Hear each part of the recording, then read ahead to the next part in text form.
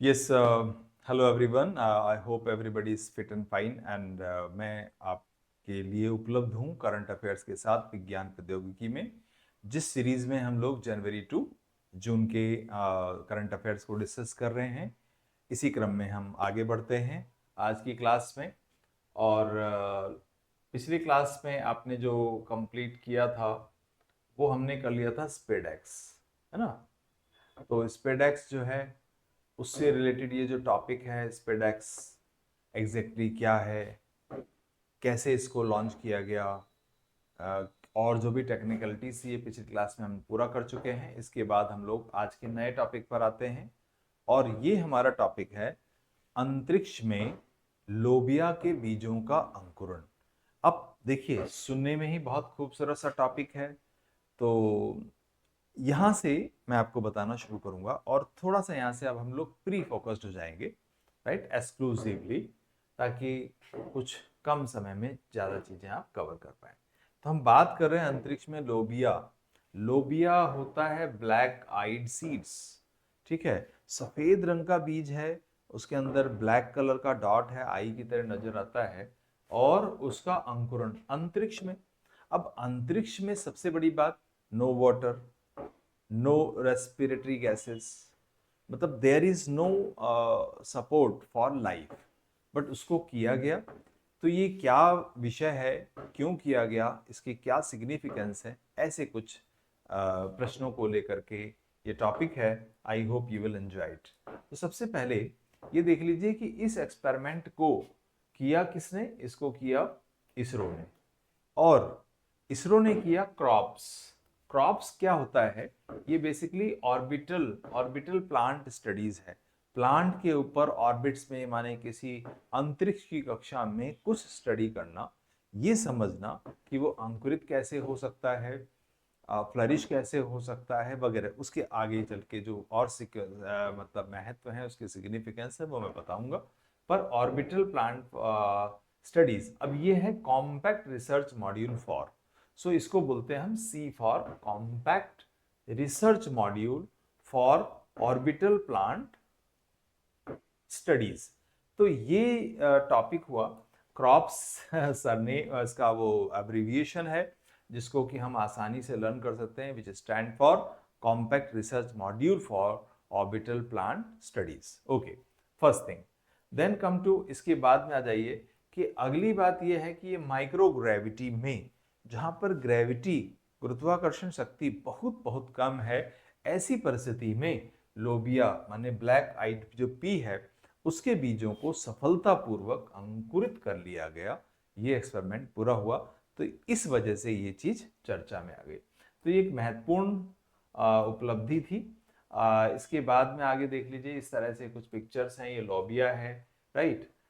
जब इसको अंकुरित कराया गया तो चौथे दिन ये अंकुरित हुआ और पांचवें दिन इसमें पत्तियां दिखाई दी वगैरह, ऐसे कुछ चीजें हैं। देखिए इसमें एक्सप्लेन, आगे देख लेते हैं हम लोग के बारे में। तो और क्या क्या आपको एग्जाम पॉइंट ऑफ व्यू से, आपके पेपर्स के पॉइंट ऑफ व्यू से आपको ध्यान दे लेना चाहिए, वो ये कि माइक्रोग्रेविटी में, माइक्रोग्रेविटी परिस्थितियों में पौधों का अंकुरण कराया गया और उसके बाद में उसकी वृद्धि पर लगातार अध्ययन करने की कवायद की गई, प्रयास किए गए, राइट। और इस प्रयास में क्या देखा गया कि चौथे दिन बीज जो है सफलतापूर्वक अंकुरित हो गया और पांचवें दिन उसमें पत्तियां दिखाई दी। तो ये जो प्रयोग था एक विशेष प्रयोग रहा, मील का पत्थर साबित हुआ। मिशन का नाम आपको जैसे मैंने बताया वो क्रॉप्स है। Crop stand for compact research module है, ये कॉम्पैक्ट रिसर्च मॉड्यूल है for orbital plant studies, right. अब यहाँ पर जो अगली बात है, कौन सा पौधा इसके अंदर उपयोग किया गया, तो लोबिया। तो आई एम श्योर ये पॉइंट आप अच्छे से कर लेंगे। Just give me few seconds please. ठीक है, तो ये हो गया। अब इसके बारे में हम हल्की सी और चर्चा कर लेते हैं कि भाई वास्तव में ऐसा करने के पीछे उद्देश्य क्या रहा, what is the real objective to do so. तो इसलिए किया गया कि ताकि हम अंतरिक्ष जो मिशन है उसमें, जो दीर्घकालिक अंतरिक्ष मिशन है, माने बहुत लंबे समय तक के लिए जब अंतरिक्ष यात्री अंतरिक्ष में रहेंगे, तो उसको बोलेंगे हम दीर्घकालिक अंतरिक्ष मिशनों के लिए एक स्थायी खाद्य स्रोत के रूप में विस्तारित किया है। तो मतलब एक प्रोटीन का सोर्स है, पैकेज जो फूड है, एडिबल्स हैं, खाद्य पदार्थ हैं, वो अंतरिक्ष यात्रियों को नहीं ले जाने पड़ेंगे। तो इसमें आप देखेंगे कि सूक्ष्म गुरुत्वाकर्षण और नियंत्रित वायुमंडलीय, क्योंकि वायुमंडलीय परिस्थितियां काफी नियंत्रित हैं, इन परिस्थितियों में बाह्य अंतरिक्ष वातावरण की नकल करने के लिए कुछ व्यवस्थाएं तैयार की गई और इन परिस्थितियों में पौधे की वृद्धि का परीक्षण किया गया, पौधे पर वृद्धि कैसे हुई। अब इसके साथ साथ ये देख लीजिए सफलता जो है का महत्व ये है, एक तो ये अंतरिक्ष मिशनों के लिए काफी समर्थन है। क्यों? क्योंकि जो भोजन है अंतरिक्ष यात्रियों को, उसके उगाने से एक तो भोजन की उगाही मिलेगी, कुछ कुछ जो प्लांट की एक्टिविटीज होती हैं, प्लांट की जब देखभाल अंतरिक्ष यात्री करते हैं तो कहा यह जाता है या ऐसा समझा जाता है मनोवैज्ञानिक रूप से कि उनको साइकोलॉजिकल सपोर्ट भी मिलता है। इसके साथ साथ अंतरिक्ष यान के अंदर जो ऑक्सीजन और कार्बन डाइऑक्साइड का जो साइकिलिंग है, रिसाइकिलिंग है, वो भी इसमें अच्छे से डेवलप हो जाएगा। तो यही सब बातें हुई जिसको कि आपको ध्यान देना है। तो आपको लिए मैं रिपीट कर देता हूँ, यहाँ से मैं क्लासेस को थोड़ा सा टॉपिक के हिसाब से थोड़ा शॉर्ट कर दूंगा, जस्ट प्री पॉइंट अभी से। तो हम बात कर रहे हैं लोबिया के अंकुरण की। इसरो ने इस प्रयोग को किया, क्रॉप्स एजेंसी रही है, crops stand for compact research module है ये, जो ऑर्बिटल प्लांट स्टडीज के लिए है, जहां पर लोबिया के बीजों का अंकुरण किया गया है। और ये जो अंकुरण किया गया है माइक्रोग्रेविटी परिस्थितियों में किया गया है, काफी नियंत्रित जो आपका माने वातावरण है, वायुमंडल है, वो है। यहाँ पर चौथे दिन ये अंकुरित हुए, 5 पत्तियां दिखी। मिशन का नाम क्रॉप्स है, crops stand for compact research module for orbital plant studies. और इसका लाभ ये होगा कि जो दीर्घकालिक माने लॉन्ग टर्म, लॉन्ग टेन्योर जो अंतरिक्ष मिशन होंगे, वहां पर एक तरह से खाद्य के स्रोत के रूप में इसको देखा जा रहा है। इसके साथ साथ जो अंतरिक्ष यान है, वहां पर जब इस प्रक्रिया को किया गया तो ये पाया गया कि ऑक्सीजन और कार्बन डाइऑक्साइड, क्योंकि आप जानते हो जब भी पौधे ग्रो करते हैं उनको कार्बन डाइऑक्साइड एंड ऑक्सीजन का साइकिल होता है, they release oxygen and they absorb carbon dioxide. तो ये यान में जो कार्बन डाइऑक्साइड है उसकी रिसाइकलिंग की जा सकेगी। यही सब छोटे छोटे प्रश्न हैं। चलते हैं हम लोग अपने अगले टॉपिक पर। यहाँ पर है 3 जहाज कमीशन किए गए। 3 जहाज कमीशन किए गए और अगेन एक और दूसरा खूबसूरत टॉपिक, ये क्या है, एक साथ किया गया। और इसको ये एग्जैक्टली क्या है कि ये भी एक ऐतिहासिक मील का पत्थर है जो हमारे जो मेक इन इंडिया प्रोग्राम को सपोर्ट करता है, आत्मनिर्भर भारत को सपोर्ट करता है। यहाँ पर एक डिस्ट्रॉयर की बात है, यहाँ पर एक बड़े से युद्धपोत की बात है, यहाँ पर एक सबमरीन की बात है, पनडुब्बी की बात है। सभी अधिक अधिक से अधिक और मॉडर्न से मॉडर्न जो हथियार हैं या व्यवस्थाएं हैं, टेक्नोलॉजी है, उससे सुसज्जित हैं। तो ये क्या विषय है मैं आपके समक्ष रखता हूं, आप इसको देखिए। राइट, तो पॉइंट है 3 जहाज कमीशन किए गए, 3 फ्रंट लाइन नौसैनिक प्लेटफॉर्म। फ्रंट लाइन नौसैनिक जो प्लेटफॉर्म होते हैं वो वास्तव में उनका जो महत्व है वो बहुत बहुत एडवांस होता है। क्यों बहुत एडवांस होता है? क्योंकि वो मुख्य रूप से समुद्र में निगरानी करते हैं, उसकी देखभाल करते हैं, जो समुद्री आतंकवाद है उसके खिलाफ वर्क करते हैं, जो रूट्स हैं उन व्यापार के, उनकी रक्षा परिरक्षा में काम करते हैं। साथ ही साथ कॉम्बैट जैसी कंडीशंस, युद्ध जैसी कंडीशंस में भी ये बहुत ही महत्वपूर्ण उपयोगी सिद्ध होते हैं। इसलिए हम इनको बोलते हैं फ्रंट लाइन नौसैनिक प्लेटफॉर्म। तो ये बात आपको जहन में रखनी है। अगली बात कि इसमें है नीलगिरी, इसमें है सूरत, इसमें है आपका बाघशीर। INS stand for Indian naval services, INS भारतीय नौसेना सेवाएं। तो INS के नाम से ही इन युद्धपोतों को, अब ये देखिए आप, जस्ट ए मिनट, यहाँ पर आप देखेंगे ये जो है एक युद्धपोत है, राइट, बड़ा सा वो है, नौसैनिक हैं, ऑफिसर्स हैं, कमांडिंग ऑफिसर्स हैं वहाँ के। आपने इस तरह की चीजें समुद्रों में देखी है, हो सकता है यात्राएं भी की हूँ। तो ऐसी कुछ चीजें। 3 फ्रंट लाइन वो जो जहाज हैं वो कौन कौन से हैं? ये ऐसे आप मानो बाघ और शेर, ऐसे कर लेना, बाघ शेर। मैं जैसे आपको ट्रिक बता रहा हूँ, बाघ वैसे पूरा नाम है बाघशीर, पर इसको आप ये ध्यान रखिए, बाघशेर सूरत होते हुए नीलगिरी की पहाड़ियों में चले गए। बाघशेर सूरत होते हुए नीलगिरी की पहाड़ियों में चले गए, ऐसे आप याद कर लीजिए। तो ये है आईएनएस नीलगिरी, आईएनएस सूरत और आईएनएस बाघशेर। अब ये क्या है, आईएनएस बाघशेर क्या है, आईएनएस सूरत क्या है, आईएनएस आपका नीलगिरी क्या है, इसके बारे में थोड़ा आगे चल के मैं बात करता हूँ। तो इन तीनों को कमीशन किया गया। आपको ये भी जानना चाहिए कि नौसेना में जितनी भी इस टाइप के डिवाइसेस होती हैं, युद्धपोत या ऐसी चीजें, उनको भी कमीशन किया था, उनकी भी कमीशनिंग की जाती है, वैसे ही जैसे कि रिक्रूटमेंट होता है ऑफिसर्स का और उनको रैंक मिलता है, इसी प्रकार से इसी को बोलते हैं कमीशनिंग करना। तो ये तीन है, आईएनएस नीलगिरी, आईएनएस सूरत और आपका आईएनएस बाघशीर। तो पहले सबसे पहले मैं सबसे बड़े वाले को ले लेता हूँ, बड़े मतलब विशालकाय होता है, ये है नीलगिरी श्रेणी के स्टील्थ फ्रिगेट। फ्रिगेट क्या होता है वो भी जान लें आप। फ्रिगेट के बारे में थोड़ा सा डिफेंस के पॉइंट ऑफ व्यू से बहुत जरूरी है जानना, what exactly is frigate. Frigate जो होता है वर्ड, ये ऐसे युद्धपोतों के लिए है, एक ऐसे जहाजी बेड़ा, एक इतना बड़ा युद्धपोत जहां पर बहुत सारे मिसाइल्स, हेलीकॉप्टर्स, राइट, आपके एयर फाइटर्स, बड़े मतलब साइज के हिसाब से। तो ये जो होता है नीलगिरी श्रेणी के स्टिल्थ फ्रिगेट, माने युद्ध के लिए विशेष रूप से होते हैं। ये बेसिकली बेस टाइप की चीज है। ऐसे समझो जैसे कि कोई एयरफोर्स ने अपना कहीं बेस बना लिया, ऐसे समझिए जैसे आर्मी ने अपना कहीं छावनी बना लिया, कैंट बना लिया, कैंटोनमेंट एरिया, राइट। ऐसे ही समुद्र में क्या होता है कि बड़े बड़े बेड़े वाले जहाज, तो इसका नाम है आईएनएस नीलगिरी।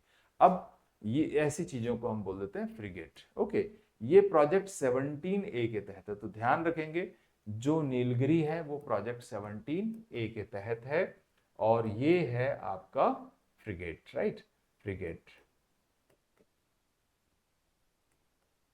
राइट।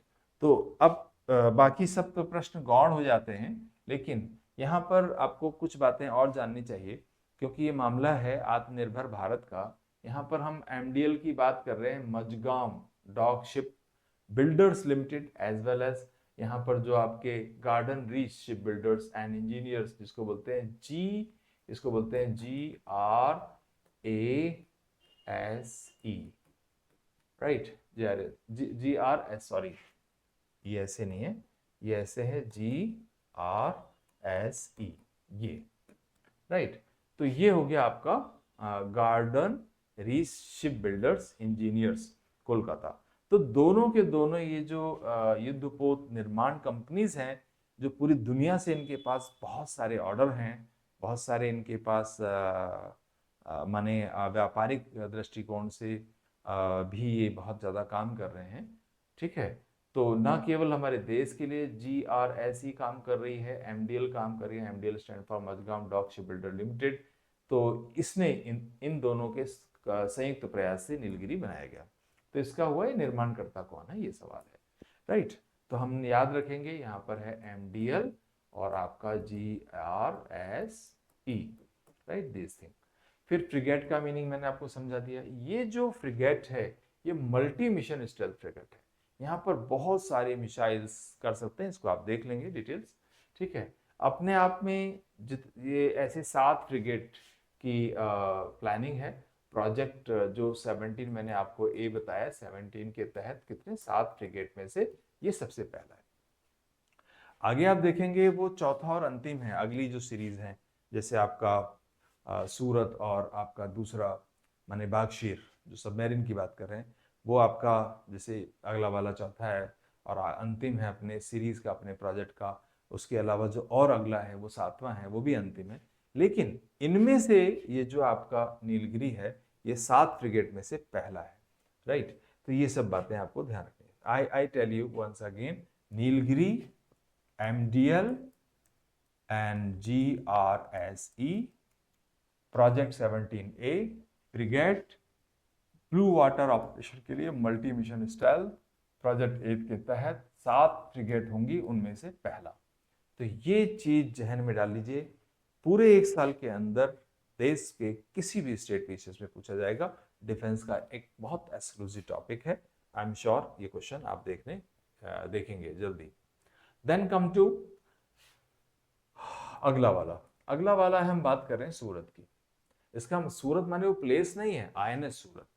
आईएनएस सूरत एग्जैक्टली क्या है? ये एक विध्वंसक है, ये एक मिसाइल डिस्ट्रॉयर, इसको बोलेंगे हम डिस्ट्रॉयर, राइट? डिस्ट्रॉयर है ये। और कौन सा है? Missile destroyer.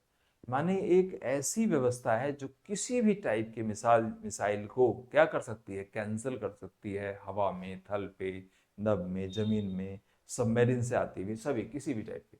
तो इसको बोलेंगे हम this is under project 15B। ऊपर वाला कौन सा था? 17A। Remember this thing, these are important questions. तो ये हो गया मिसाइल डिस्ट्रॉयर। इसके अलावा ये भारत का पहला एआई सक्षम युद्धपोत है। एक ऐसा वॉरहेड है, राइट, जो एआई है। अब एआई से सुसज्जित पहला है ये। इसके अलावा इसमें संयुक्त गैस एंड गैस, है ना, कंबाइंड गैस एंड गैस इसके अंदर प्रोपेलेंट प्रणाली के साथ चलेगा। 30 नॉट के स्पीड से चलेगा। जब हम नॉट की बात करते हैं तो हमेशा ध्यान रखें 1 नॉट जो होता है that is equal to 1852 metres per hour, या ये कह लीजिए 1.852 किलोमीटर्स पर आवर। तो 1 knot is equal to this. तो 30 के नॉट के हिसाब से चलेगा, लगभग मोटा मोटा लगभग 54 किलोमीटर्स पर आवर की स्पीड से चलने वाला एक युद्धपोत है। आगे आ जाइए। ये जो प्रोजेक्ट 15B का चौथा और अंतिम विध्वंसक है। This is the last destroyer of this project device, right? अगला फिर आ जाइए आप नेक्स्ट पर, उसमें आ जाएंगे आप INS Vagsheer. INS Vagsheer exactly क्या है? और ये एक सबमरीन है, ये जानिए। आईएस ये पनडुब्बी है, पनडुब्बी माने सबमरीन। और इसको रखा जाता है प्रोजेक्ट, दिस इज प्रोजेक्ट 75। तो पहला वाला था 17A, दूसरा था 15B, और ये हो गया 75। अब इसको बोलेंगे हम कलवरी श्रेणी की पनडुब्बियां। कलवरी श्रेणी बहुत ही पॉपुलर है, आप जानते होंगे, नहीं जानते तो इसको जरूर प्रिपेयर कर लें। कलवरी श्रेणी की पनडुब्बी है ये। तो ये एक सबमरीन है। फिर इसको डिजाइन कैसे किया गया? फ्रांसीसी स्कॉर्पियन क्लास डिजाइन पर आधारित है ये। तो ये क्वेश्चन हो सकता है इंपॉर्टेंट। मैंने आपको प्रोजेक्ट के बारे में बता ही दिया। उसके तहत जो छठी और अंतिम पनडुब्बी है इसकी, ठीक है, तो ये भी अपने कॉम्बैट, लड़ाई, खुफिया जानकारी जुहाने में बहुत इंपॉर्टेंट है। तो डिफेंस से रिलेटेड जो क्वेश्चंस होते हैं वो थोड़े से इंपॉर्टेंट होते हैं, राइट? चलिए, अब इनको क्या हुआ है कि ये क्यों पॉपुलर हुआ कि भारत के इतिहास में पहली बार ऐसा हुआ है जहां पर कि जो आत्मनिर्भर भारत के तहत अपने पहली बार ऐसा हुआ कि भाई एक साथ एक विध्वंसक माने डिस्ट्रॉयर आपका सूरत, एक फ्रिगेट माने बड़ा जहाज, बेड़ा, ठीक है, जो फ्रिगेट जो होता है बिगर देन डिस्ट्रॉयर होता है, आईएनएस नीलगिरी, और एक पनडुब्बी जिसको बोलते हैं बागशीर को एक ही दिन में कमीशन किया गया। माने एक ही दिन में इसको देश के लिए, देश में नौसेना के लिए समर्पित किया गया और उनको रैंकिंग की गई, माने कमीशन दिया गया। चलिए, फिर मेड इन इंडिया के तहत आत्मनिर्भर भारत के लिए प्रतिबद्धता दिखाता है। अब ये जो सारी चीजें हैं समुद्री रक्षा के पॉइंट ऑफ व्यू से रणनीतिक प्रभाव देगा, और जो इंडियन ओशियन रीजन है, आईओआर जिसको बोलते हैं, उसमें ये कदम से कदम मिला करके, सीना तान करके डिवाइसेस खड़ी रहेंगी, और इस तरह से जो भारत की सुरक्षा को मजबूत करेंगी। साथ ही साथ में जो डिटरेंस है, निवारक क्षमताएं हैं, अगर मान लीजिए कहीं से कोई आक्रमण हो जाता है, कुछ ऐसी बातें, तो उसको भी बढ़ाती है और हिंद महासागर को और ज़्यादा चुस्त दुरुस्त करती है। तो ये चीज़ें यहाँ पर आपने देखी। यहाँ पर ये टॉपिक आई बिलीव बहुत इंपॉर्टेंट होता है। डिफेंस के टॉपिक वैसे भी इंपॉर्टेंट होते हैं। तो हम बात कर रहे हैं यहाँ पर ऐसे टॉपिक की जो बहुत इंपॉर्टेंट है। 3 जहाज कमीशन किए गए। अब 3 जहाज क्या हैं, थोड़ा सा उसको ट्रिक के आधार पर देख लो। बाघ और शेर सूरत होते हुए नीलगिरी की पहाड़ियों में चले गए। तो बाघ और शेर एक ही है, ये पनडुब्बी है। सूरत एक आपका डिस्ट्रॉयर है, और जो आपका नीलगिरी है वो एक फ्रिगेट है। राइट। इस तरह से आप इसको तैयार करेंगे। और साथ ही साथ में ये जान लीजिए कि भाई जो नीलगिरी है वो 17A प्रोजेक्ट के तहत है, जो आपका INS सूरत है वो 15B के तहत है, और आपका जो अब्बागशीर है वो 75 प्रोजेक्ट के तहत है। तो ये सारी चीजें, राइट। नेक्स्ट टॉपिक है गूगल विलो चिप। तो एक सुपर लेवल की बहुत ही एक्सक्लूसिव हमारा एक चिप है, और इसका मतलब हुआ ये क्वांटम प्रोसेसर से related, and this is the latest quantum processor by Google. Google का लेटेस्ट प्रोसेसर है। तो आप इसको देखें, इसकी image, and then I discuss this topic in little detail, जो आपको जरूरी है एग्जाम पॉइंट ऑफ व्यू से, राइट। तो एग्जाम एक इमेज देख लीजिए और फिर हम अपने पॉइंट पर आगे चलते हैं। ठीक है, टॉपिक है गूगल ने हाल ही में क्या किया। गूगल ने हाल ही में नवीनतम क्वांटम प्रोसेसर, आप जानते हो क्वांटम प्रोसेसर की जो कैपेबिलिटीज हैं वो बहुत हाई है। कॉम्प्लेक्स से कॉम्प्लेक्स कैलकुलेशंस को कुछ सेकंड्स, कुछ मिनटों में कर देता है। ठीक है, तो आगे मैं डिटेल बताऊंगा how it is better than classical computer, या क्लासिकल जो क्वांटम क्लासिकल जो प्रोसेसर्स होते हैं उनकी तुलना में बेहतर क्यों है। तो पहले तो इसका आप संदर्भ जान गए कि इसको किया गूगल ने, विलोचिप, जैसे इसका नाम है विलोचिप, यह है क्वांटम प्रोसेसर। ठीक है, इसका इनॉग्रेशन किया जिसका नाम है विलो। ओके, एक बात। अगली बात, ये प्रोसेसर जो है इसमें 105 क्यूबिट्स है। क्यूबिट्स एंड क्लासिकल बिट्स, ये दोनों ध्यान रखना। क्लासिकल कंप्यूटर में पहले बता चुका हूं, क्लासिकल कंप्यूटर में क्लासिकल बिट्स होती हैं, जहां पर वो सारा डिटेल बता रखा है, हम उसमें नहीं जाते। और ये है आपका क्यूबिट्स। तो क्यूबिट्स जो होते हैं ये क्या होते हैं, त्रुटि सुधार, जो एरर होते हैं या जो माप करने की क्षमता है उसको बढ़ाने के लिए डिजाइन किए गए। तो ये है। Then come to the next thing, and next thing is what, इसकी जो कैपेसिटी है शून्य तापमान पर ये काम करेगा और संचालित होता है। ज्यादा बात नहीं करेंगे, बिल्कुल एग्जाम के पॉइंट ऑफ व्यू से टू द पॉइंट बात करेंगे, राइट। कंप्यूटेशनल ब्रेक थ्रू है। यहाँ पर देखो, इसमें जो रैंडम सर्किट सैम्पलिंग है, RCS, वो बहुत फास्ट है। कार्य जो भी कार्य इसको मिलता है, चाहे कितना भी कॉम्प्लेक्स कार्य हो, उसको क्या करेगा, ये मिनटों में निपटा देगा। जो कि क्लासिकल जो कंप्यूटर सिस्टम्स होते थे वो क्या करते हैं, उसी चीज को करने में क्लासिकल कंप्यूटर सिस्टम्स बहुत समय लेते हैं। तो अब देखो, ये हुआ रैंडम सर्किट सैम्पलिंग, कार्य को निपटाने में कुछ मिनट सफलतापूर्वक करेंगे। ऐसा कार्य जिसको क्लासिकल कंप्यूटर को 100 सेप्टेलियन ईयर्स लग सकते हैं। तो जटिल समस्याओं में अनुप्रयोग किया जाएगा, इसका उपयोग किया जाएगा, चाहे वो अपना दवा हो, जलवायु हो, जो मटेरियल साइंस है वो हो, या फिर जितनी भी अडेप्टिव समस्याएं हैं, इस तरह की चीज़ों के लिए ये इम्पोर्टेंट है। इससे ज़्यादा आपको यहाँ जानने की जरूरत नहीं है।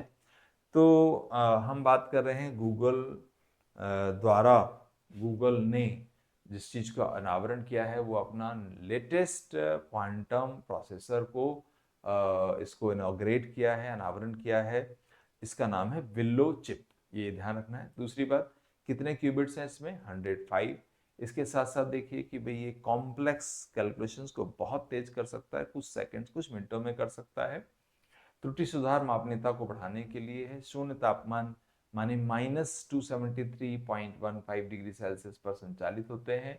इसमें जो रैंडम सर्किट सैम्पलिंग है, कार्य को करने में बहुत कम समय लगती है। कॉम्प्लेक्स से कॉम्प्लेक्स चीज़ों को बहुत कम समय में जो कर सकती है। कंप्यूटेशनल ब्रेक थ्रू, इसका मैक्सिमम जो कैपेसिटी है वो ये कुछ मिनटों में कर सकती है, जिसको यहाँ करने में बहुत ज़्यादा समय लगा था, राइट।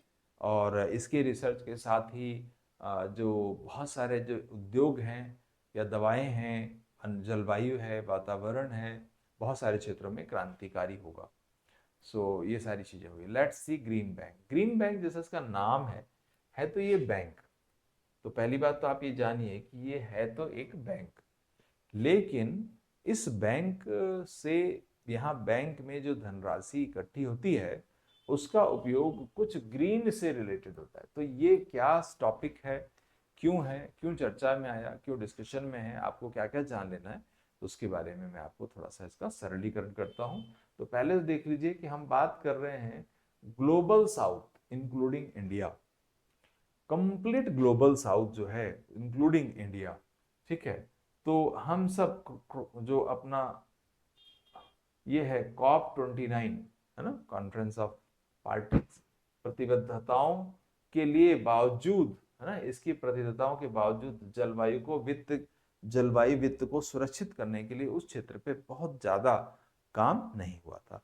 तो उससे रिलेटेड ये विषय है। अब इसमें क्या हुआ है, भारत में जो ग्रीन बैंक की स्थापना हुई का सतत विकास और डीकार्बोनेशन का समर्थन करने के लिए एक बाजार संचालित समाधान प्रदान करती है। तो बेसिकली ये जो ग्रीन बैंक है, इसकी जो स्थापना की गई है सतत विकास और डीकार्बोनाइजेशन के लिए है। माने ये टोटल जलवायु, वायुमंडल, वातावरण, इन सब चीजों से रिलेटेड है और इससे जुड़ा हुआ एक बाजार संचालित समाधान प्रदान किया गया है ग्रीन बैंक में। क्या है, थोड़ा सा और बात करते हैं, राइट। इसके अंदर ये एक ऐसा मिशन है, मिशन संचालित वित्तीय संस्थान है। तो संस्थान है बेसिकली, जो हम बात करते हैं ग्रीन बैंक, तो बैंक ही है, ये एक संस्थान है। कैसा संस्थान है, वित्तीय संस्थान है। जैसे बैंक है तो वित्तीय संस्थान है, लेकिन कैसा, कौन सा मतलब वित्तीय संस्थान, कोई मिशन से जुड़ा हुआ है। और वो मिशन क्या है, थोड़ा मैं आप पे जोर दे देता हूं। इसका मकसद है स्वच्छ ऊर्जा अपनाना और जलवायु परिवर्तन, जो भी क्लाइमेटिक चेंज हो रहे हैं उससे लड़ने के लिए इसको डिजाइन किया गया है। ये जो है सामान्य जो बैंक है, पारंपरिक बैंक है, उनके विपरीत सारा का सारा फंडिंग्स या रिकलेक्शन ऑफ फंडिंग्स वगैरह केवल केवल स्वच्छ ऊर्जा और जलवायु परिवर्तन के लिए किया जाता है। तो ये बात आपको ध्यान रखना है। पर्यावरण के अनुकूल परियोजनाओं के वित्त, जितने भी पर्यावरण के अनुकूल परियोजनाएं हैं, प्रोजेक्ट्स हैं, उनको वित्त पोषण, उनको फाइनेंशियल सपोर्ट के लिए है ये, राइट। और इसी पर इसका ध्यान है। तो इन ब्रीफ हम बात करें कि ये मिशन संचालित है, वित्तीय संस्थान है, बैंक है, स्वच्छ ऊर्जा और जलवायु के लिए है, फिर ऐसे डिजाइन किया गया जो पर्यावरण के अनुकूल जितने भी प्रोजेक्ट्स हैं उनको वित्त पोषण करेगा, उनको फाइनेंस करेगा। और जब वो सुदृढ़ हो जाएंगे तो उसी पैसे को वापस कलेक्ट करके और इसी परियोजनाओं में के प्रचार प्रसार में और उसका उपयोग किया जाएगा। ये सवाल हुआ। तो ग्रीन बैंक की आवश्यकता हुई, एक तो किफायती ऋण मिल जाता है, नेट जीरो लक्ष्य प्राप्त करना, भारत का जो 2070 का नेट जीरो का लक्ष्य है उसको प्राप्त करना।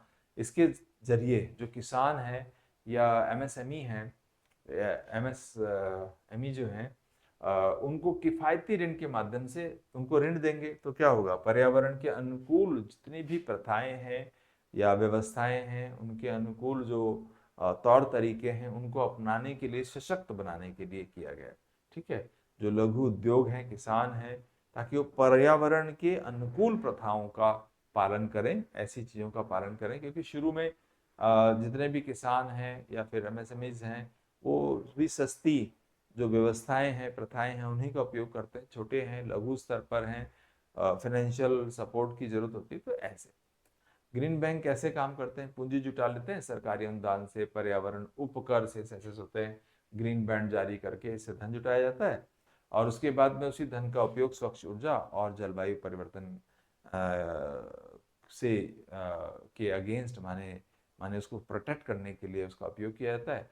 और फिर जब ये परिपत्र निवेश हो जाता है, माने जब पूंजी वापस आ जाती है तो उसको वापस इन्वेस्ट कर देते हैं। ये सारी चीजें, तो आई थिंक यही चीजें आपको प्री पॉइंट से ध्यान रखना चाहिए। बाकी इस नोट में आपको जो है वो मेंस पॉइंट से और डिटेल्स लिखी हुई हैं। तो in brief once again I would like to just give small brief on that.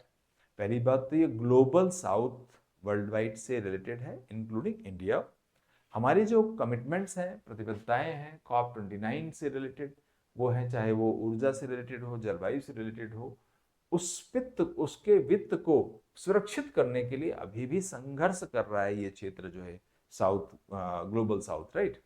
अब इसी क्रम में भारत में ग्रीन बैंक की स्थापना की है, जो विकास और डीकार्बोनेशन का समर्थन करेगा।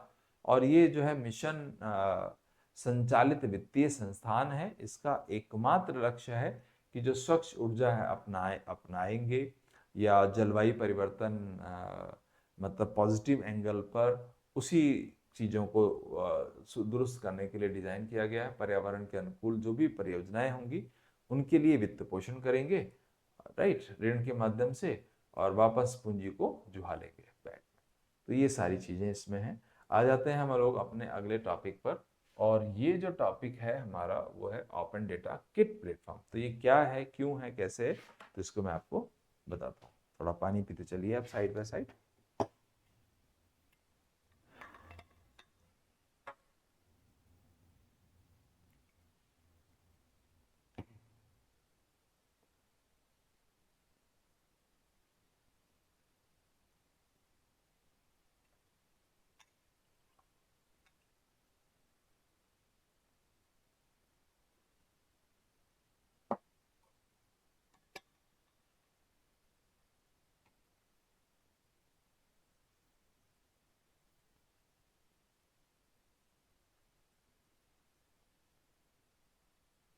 ठीक है, ओपन डेटा किट प्लेटफॉर्म।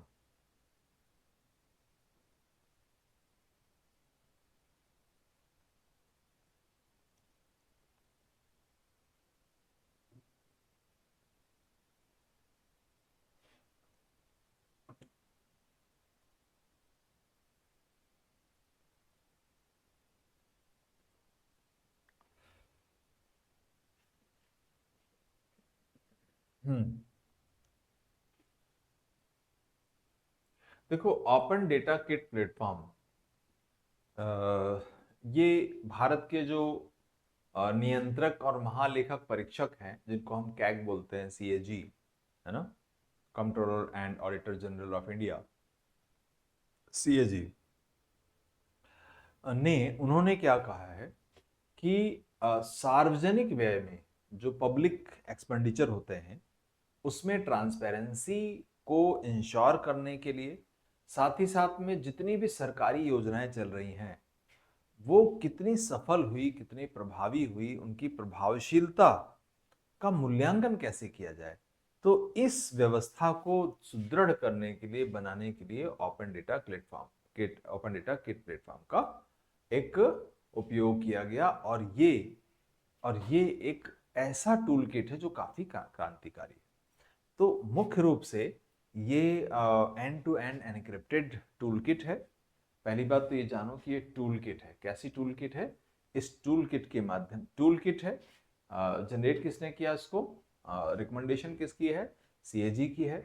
किस विषय के लिए है? सार्वजनिक पब्लिक एक्सपेंडिचर में ट्रांसपेरेंसी लाया जाए, साथ ही साथ जितने भी गवर्नमेंट के प्रोजेक्ट हैं वो कितने इफेक्टिव हैं, कितने प्रभावशाली हैं, उनका एवेल्यूशन करने के लिए इसको किया गया। तो ये वाला पॉइंट हुआ हमारा। उसके बाद में अब ये जो टूल किट है वो एग्जैक्टली क्या है, कैसे है, थोड़ा सा इसको देख लेते हैं हम। इसमें ये है, इसके बारे में अगर बात करें तो क्या है ये, तो ऑडिट से संबंधित डेटा को डिजाइन करने के लिए, एकत्र करने के लिए या प्रबंधित करने के लिए, ठीक है, जितनी भी ऑडिट है, जो भी डेटा है उसमें, उसको डिजाइन करना, उसको कलेक्ट करना, उसको मैनेज करना, राइट, इसके लिए, इसके आधार पर एक डिजिटल प्लेटफॉर्म है ये। और भारत के जो नियंत्रक महालेखा परीक्षक है उनके द्वारा ये लॉन्च किया गया। सिंपल सी बात, इतनी ही सी बातें याद रखनी है, नथिंग एल्स। इसके साथ साथ देखिए, इसका जो उद्देश्य है, जितने भी पब्लिक एक्सपेंडिचर है उसमें ट्रांसपेरेंसी, जैसे मैंने बताया, जितने भी आपकी सरकारी योजनाएं हैं उनका जो वितरण है, उनकी डिस्ट्रीब्यूशन जो है वो, उसमें एक रेस्पॉन्सिबल एक एटीट्यूड डेवलप हो, इसलिए है।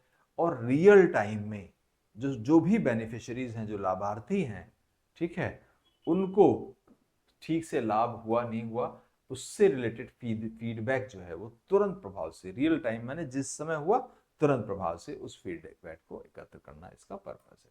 तो ये हो गया आपका open data tool kit, right. तो लेट्स सी कि भाई जो आपका ये है, बाकी आपकी चीज़ें ज़्यादा नहीं देखनी है, इंजेक्टेबल हाइड्रोजेल ये मैं आपको अगली क्लास में कराऊंगा। तो ओपन डेटा जो किट प्लेटफॉर्म है, दिस इज, ये जो प्लेटफॉर्म है इसको लॉन्च किया है सीएजी ने, controller and auditor general of India, उन्होंने इसको लॉन्च किया है।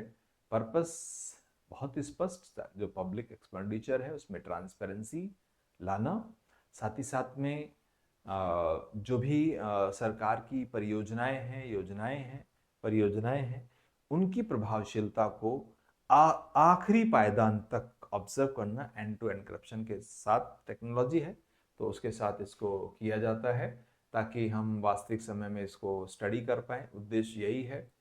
और वास्तव में ये है कि भाई ये एकीकृत है CAG ऑपरेटिंग सिस्टम के साथ। यहाँ एंड टू एंड एन्क्रिप्शन है, जो लाभार्थी सर्वेक्षण के लिए बहुभाषी समर्थन है। जो भी लाभार्थी हैं पूरे देश के, आप जानते हैं कि भारत एक विविधता भरा देश है जहाँ पर बहुत सारी भाषाएं हैं और बहुत सारे तरीके हैं। ठीक है, सभी को समर्थन करेगा ये जो सिस्टम है OIOS, जो आपका ये है डेटा संग्रह करके और फिर सारी इंफॉर्मेशन को ये सुदृढ़ करेगा। तो यही ये टॉपिक है। So that's all for today. I hope ये सारे टॉपिक आप कर लेंगे। मैंने इसको बहुत ही ब्रीफ में किया है आज से। सो ठीक है, फिर कल मिलते हैं और फिर नए विषयों पर चर्चा करते हैं। Thank you very much. God bless. आप रखें अपना ख्याल, पढ़ते रहिए और पढ़ते